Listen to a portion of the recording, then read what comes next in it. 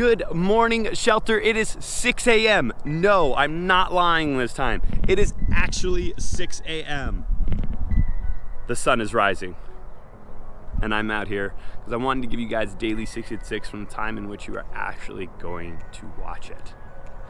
So, it is Wednesday morning, and we have already gotten into two amazing discussions on growth, spirituality and growth. Now, we've covered movement, and now we're on the topic of growth.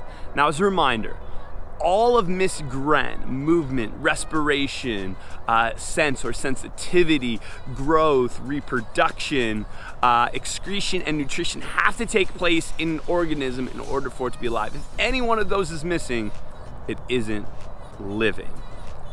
So this week we're talking about growth. And one of the things that I'm most marveling about in scripture, and I've always been this because I'm obsessed with agriculture and trees more importantly, is the idea of something that's able to grow. Now, it's one of those things that when we look at scripture, we don't see a lot of explanation when they're actually talking about farming practices.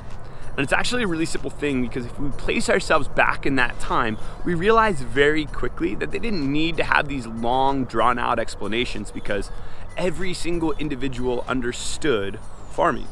Because it was the only way in which you survived. You had to plant in order for it to grow. In order for it to grow, you had to have different elements. See, what we have is this education over the last 2,000, 3,000 years, of which we have now developed a scientific-based practice or approach to getting the most out of the soil in which we are throwing our seeds in. Because what we want is the most return for what we're doing. So when we plant a seed, we know and understand that there has to be certain things in the soil for it to grow effectively. And so over the years, we've developed these different practices, and most of you have probably used fertilizer. And all of these different practices get used and used and used again. But there's one thing that was very interesting, and I didn't know this, and I don't think it's ever really explained in the Bible. If it is, I'll find it and I'll put it in here. But the idea of crop rotation. And you know what's very interesting about that is that you can't plant the same seed in the same soil 2 times in a row. See, farmers, what they know is that the nutrients get drawn out by the seed. The seed takes in from the soil what it needs in order to break through the ground and grow healthy and tall and big so that you and I can enjoy the fruit of its labor, or the harvest, essentially. But you throw that same exact seed in the same soil and it won't do much, if anything, because all of the nutrients have already been sucked out. So what they do is they rotate it. About every 3 years, it goes through 3 different ones. I know for all my family up north in Minnesota, it usually becomes corn, soybeans, and then hay. And then it goes back to corn, soybeans, hay.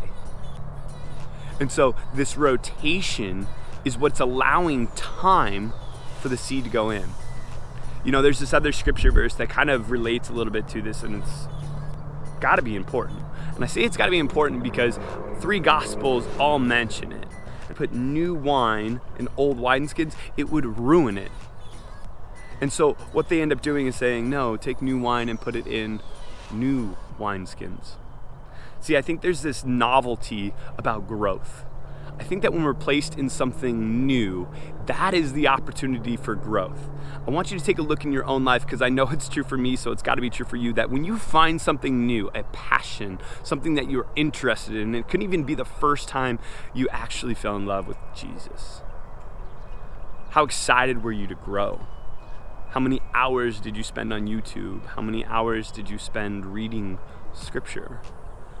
I mean, if you're anything like me, you found yourself hours engaged, watching videos, reading, learning, doing whatever you could to ingest what it is that you are just wanting to know. And so over time, you started also realizing that it stopped being the same because the novelty wore off. And so we can't continually go back to the way that it was, because I know for me, if I try and go back to when I was 15 years old, 14 years old, and I first fell in love with God, and I tried doing the exact same things as what worked for me back then, it wouldn't do anything for me today, because I already know the things that I didn't know then. So what we have to do is when God is moving us and he's trying to teach us and he's trying to plant us in new soil and grow us in different ways, we can't go back to the old ways. We have to find ourselves in new positions, to new places, to where we can really grow. I hope you guys are rotating your crop.